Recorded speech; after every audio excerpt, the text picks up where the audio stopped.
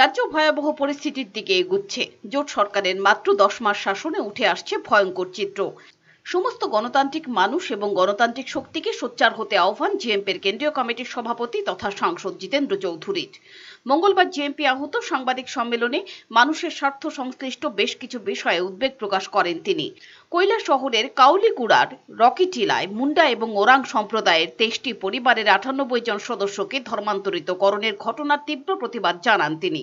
প্রশাসনের তরফে এই ঘটনার উচ্চ পর্যায়ে তদন্ত দাবি করেন তিনি। তো আমরা গণমুক্তি পরিষদ তরফ থেকে এই যে জঘন্য তাদের যে মৌলিক অধিকার হরণ, আমাদের ভারতবর্ষ ধর্মনিরপেক্ষ রাষ্ট্র, আমরা কোনো ধর্ম গ্রহণ করতেও পারি নাও করতে পারি, আমরা যদি নাস্তিক হই এটাও আমাদের অধিকার, কিন্তু কাউকে জবরদস্তি করে সেরকম ধর্মান্তরিত করা যায় না। আজকে ত্রিপুরাজ্যের মধ্যে বিজেপি শাসনের এই 10 মাসে এই জঘন্যতম ঘটনা আজকে ঘটছে। এটা একটা ভয়ঙ্কর, আমি বলবো একটা ভয়ঙ্কর চিত্র। এটা সমস্ত গণতান্ত্রিক মানুষ, সমস্ত গণতান্ত্রিক শক্তি, ইন্ডিভিজুয়াল এই ব্যাপারে সোচ্চার হওয়া দরকার। এবং আমি রাজ্য সরকারের দাবি জানাবো অবিলম্বে সেখানে প্রশাসনের তরফ থেকে উচ্চ পর্যায়ের তদন্ত করে কারা এই কালপ্রিটরা, কারা এদেরকে চিহ্নিত করে, এবং এই সংখ্যালঘু অতি দরিদ্র এই পরিবার তাদেরকে স্বাধীনভাবে তাদের ধর্মচর্চা, এদের বিশ্বাস তারা যেভাবে ইচ্ছে করতে পারেন।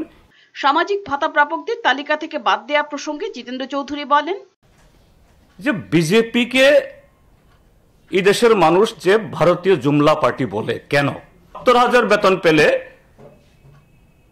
সেই পরিবার ভাতা পাবে না। গৌবচন্দ্র মন্ত্রীর ডিক্লারেশন। আমি বলবো, তুমি ত্রিপুরাজ্যে বিপ্লব দেবের বিজেপি, বিপ্লব দেবের সরকার বলছে 72,000 পেলে এরা এপিএল, আর নরেন্দ্র মোদী বলছে 8 লক্ষ টাকা অবধি ইলে তারা বিপিএল।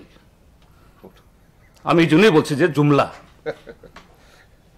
নরেন্দ্র মোদীর জন্য 8 লক্ষ টাকা অবধি বিপিএল, আর বিপ্লব দেবের জন্য 72,000 উপরে হলে এপিএল। প্রতিশ্রুতির খিলাফ তো বটেই। নির্বাচন আগে বলছিল, নির্বাচন আগে তো এইসব কথা হয়নি। যারা বেশি ইনকাম করেন তাদের বাদ দেওয়া হবে, এখন কেন কথাগুলো? তখন তো ছিল 2,000 টাকা দেবেন। বিজেপি আইপিএফটি জোট সরকার রঙিন স্বপ্ন দেখিয়েছিল রাজ্যবাসীকে। এখন দুর্ভিক্ষের পদধ্বনি শোনা যাচ্ছে সর্বত্র। অর্থাহারে অনাহারে মৃত্যুর ঘটনা ঘটছে। আইপিএফটির 2 মন্ত্রীর সাহস নেই ঘটনাস্থলে ছুটে যাবার, বললেন জিতেন্দ্র চৌধুরী। এই যে জাপানদা ত্রিপুরা এবং তার নাতনি অনাহারে মারা গেল, আমি ঠিক আজ থেকে 2.5 মাস আগে এখানে বলেছিলাম দুর্ভিক্ষের পদধ্বনি শোনা যাচ্ছে। 1988 থেকে 92 পাহাড় যে বনের আলু গর্তে ভরে গেছিল, জঙ্গলে যাওয়া বিপজ্জনক হয়ে গেছিল।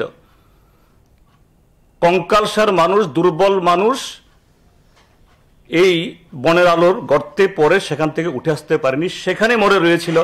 এই লংথরা বেলিতে সেখানে মরে রয়েছে, শিয়াল কুকুর টেনে টেনে পাগুলি খেয়ে ফেলেছে। মানুষ পরে গিয়ে দেখেছেন অর্ধেক এখান থেকে উঠতে পারেনি। বিপ্লব দেবের সরকার সেই জায়গায় নিয়ে যাচ্ছে, আর তার সাকরেত এই আইপিএফটি, যারা ত্রিপুরাজ্যের উপজাতিদের রঙিন স্বপ্ন দেখিয়েছেন, তাদের উদ্ধার করবেন। আজকে এই সরকারের 2 জন মন্ত্রী, এনসি দেববর্মা, ব্যবহার কুমার জমাতিয়া, তার মুখে রা নেই। তারা ওইসব জায়গাতে যাওয়ার তাদের সৎ সাহস নেই। নতুন মুখ সামনে এনে পুনরায় স্লোগান উঠছে উপজাতিরা এক হতে হবে। এক সর্বনাশা পথে নিয়ে যাচ্ছে শাসক জোট শরিক। এতে বিভ্রান্ত না হতে আহ্বান জিতেন্দ্র চৌধুরীর। ব্যুরো রিপোর্ট, চ্যানেল দিনরাত।